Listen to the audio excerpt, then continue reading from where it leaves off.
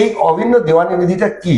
ভারতীয় সংবিধানে স্পষ্ট করে একটা কথা বলা আছে, পার্ট 4 অফ দ্য কনস্টিটিউশন, যেখানে রাষ্ট্র পরিচালনার নির্দেশমূলক নীতি আছে। 44 নম্বর ধারাটা আমি একদম পড়ে শোনাচ্ছি।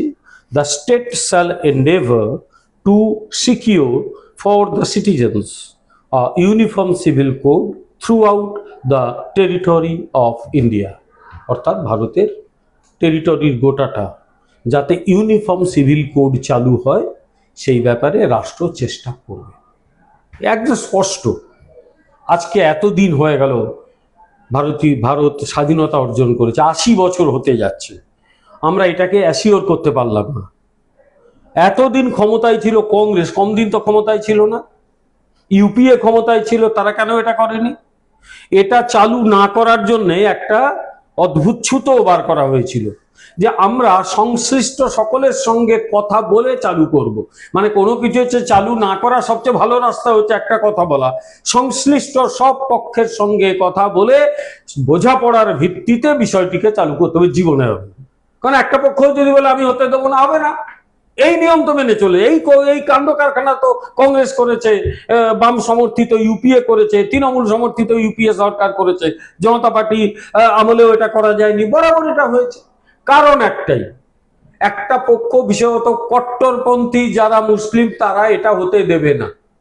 অথচ ইউনিফর্ম সিভিল কোডটা অ্যাবসলিউটলি পৃথিবীর সমস্ত অধিকাংশ দেশে কার্যকরী আছে, বিশেষত পশ্চিমের উন্নত দেশে। দেখুন, আইনের একাধিক আইন রয়েছে। দুটো আইনের কথা আমরা জানি, একটা হচ্ছে ফৌজদারি আইন, একটা হচ্ছে দেওয়ানি আইন। ফৌজদারি আইন সকলের জন্য সমভাবে প্রযোজ্য। অপরাধ করলে সব এর মানুষের, যে কেউ যদি ভয়ঙ্কর অপরাধ করে মৃত্যুদণ্ড হিন্দুরও হতে পারে, মুসলিমরাও হতে পারে।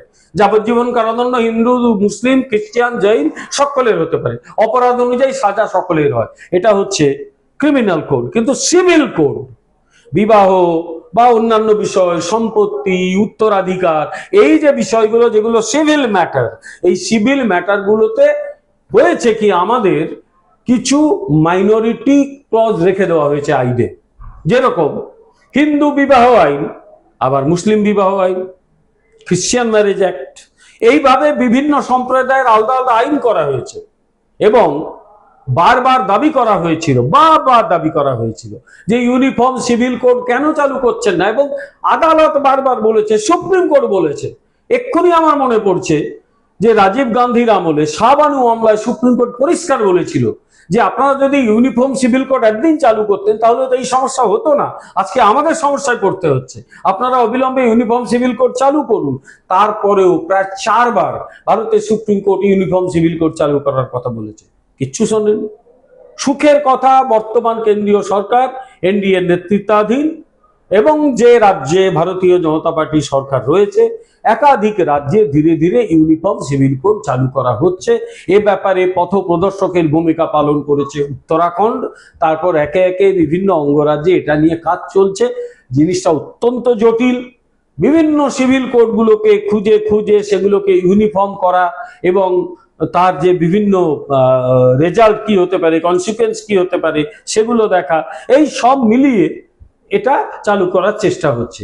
ইউনিফর্ম সিভিল কোড মানে হচ্ছে এক কথায় সমস্ত ধর্ম সম্প্রদায়ের মানুষের জন্য এক ধরনের আইন, কোনো সম্প্রদায়কে বিশেষ সুবিধে দেওয়ার জন্য কোনো বিশেষ আইন নয়। This is uniform civil code, এক লাইনে বললাম।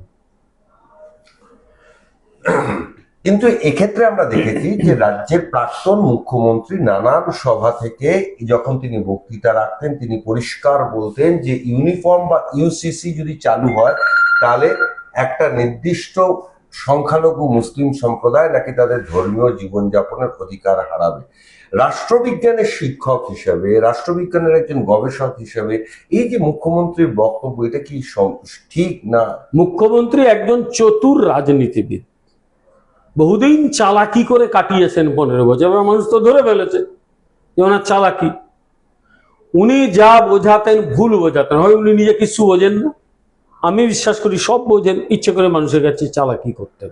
লক্ষ্য একটাই ছিল, যাদের ভোটে তিনি বলতেন না যে যে গরু দুধ দেয় তার লাথি খেতে রাজি আছি, কোন গরু দুধ দেয়? সব আমি জানি মুসলিম সম্পর্কে, আমি 38-39 বছর অধ্যাপনা করছি, আমার প্রচুর ছাত্রছাত্রী মুসলিম, তাদের একটা বেশ ভালো অংশ এখন লিবারেল, যে অংশটা কট্টরপন্থী তিনি তাদেরই হাত করে চলতেন, তারা ভয় দেখিয়ে বাকিদের সমর্থন জোগাড় করত, আর হিন্দুদের একটা অংশকে তিনি ভাবতেন এদিক ওদিক করে ঘুষ দিয়ে ভোট নিয়ে নেব, ধরা পড়ে গেলেন। মানে পুরোটাই ভোট উনি একদম মিথ্যে কথা বলতেন, মিথ্যে, একদম মানে মিথ্যে কথা বলতেন উনি। এখানে কোনো বিশেষ সম্প্রদায়কে টার্গেট করা হচ্ছে না। আচ্ছা, ইউরোপের যে দেশে, যে সব দেশে ইউনিফর্ম সিভিল কোড আছে, আধুনিক পশ্চিমী দেশে, সেখানে কি মুসলিম সম্প্রদায় নেই? সব আছে। আরে বাপু, প্রত্যেককে অভিন্ন আইন মানতে হবে। এক দেশে এক আইনেতে অসুবিধা কি হলো? আমরা সেটাই চালু করছি। আধুনিক সমাজ, বিজ্ঞান ভিত্তিক সমাজ তো এটাই চাইছে। উনি চাইছিলেন দেশটা গরু গাড়ির যুগে ফিরে যাক, আমরা তো গরু গাড়ির যুগে ফেরত যেতে পারি না, আমরা জেট যুগে যাচ্ছি। সুতরাং ইউনিফর্ম সিভিল কোড আছে, হবে, আধুনিকতার দিকে আমাদের যাত্রা আছে, চলবে।